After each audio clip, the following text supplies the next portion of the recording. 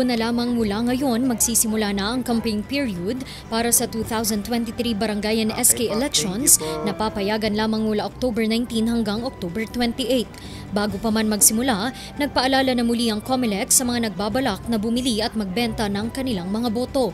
Mas matututukan na raw ito ngayon dahil sa COMELEC Resolution No. 10946 na naglalayong magkaroon ng kontrabigay committee sa bawat lugar. Magkakaroon ng hotline kung saan po tatawag ang mga tao na magre-report sila ng merong incidents of vote buying. And then we will investigate kung pwede silang kasuhan. So, yung hotline na yan will be available already since starting August 28 until 28 of October. 8 a.m. to 5 p.m. But 24 hours na siya starting 29 and 30 October. Anya, hindi lamang sa pamamagitan ng pagbibigay ng pera ang vote buying. Kasama rito ang pagbibigay ng pagkain, inumin at ang tinatawag na paghakot. Kasi it is prohibited to grant transportation to voters during election day. So, doon po sa Omnibus Election Code sa Section 89, pinagbabawal naman po yan that you are giving drinks, transportation, the day preceding the elections or 5 hours and 5 hours after a public meeting or during election day mismo. So, kapag nagdadala po kayo ng mga taong marami, tapos pinapakain nyo pa sila, binibigyan nyo ng transportation, food and drinks, it is an election offense. So, bawal yun. Babantayan din ng COMELEC ang perang dala ng mga kandidato sa election period at sa mismong araw ng halalan.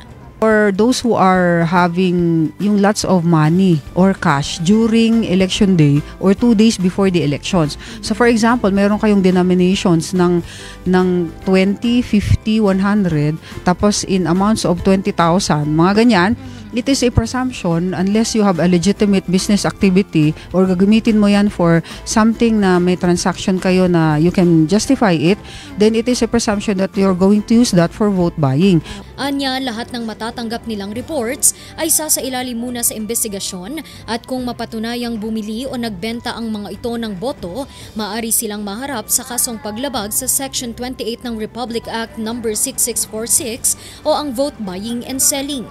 Maaari silang makulong ng 1 hanggang 6 na taon, hindi na muling makatakbo pa sa kahit anong pwesto sa pamahalaan at magmulta ng hindi bababa sa 10,000 piso. Tatanggalin na rin sa kanila ang karapatang bumoto. Dagdag na paalala ng COMELEC, hindi pa maaring mangampanyang mga kandidato mapapersonal o online. 10 days before the elections, yan lang ang bibigay sa kanilang campaign period. Doon lang sila pwedeng mangampanya. So kung mangangampanya sila after nag-file sila ng candidacy nila, at nahuli natin sila, pwede natin silang kasuhan ng premature campaigning. It is a ground for disqualification. It is also an election offense. Pwede pa silang makulong. So, Randy Guzman para sa Luzon Headlines.